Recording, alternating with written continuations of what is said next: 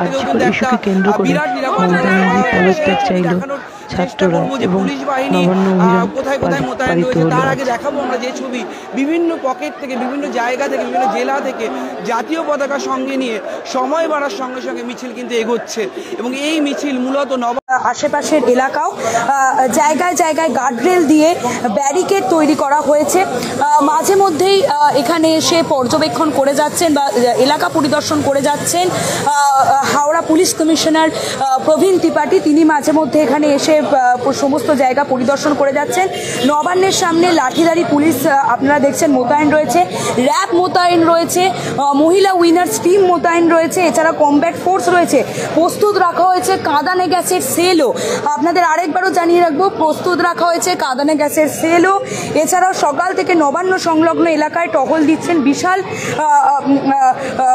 Police বাহিনী। এছাড়াও Howrah police commissioner প্রবীণ কুমার ত্রিপাঠী তিনিও মাঝে মধ্যে আসছেন।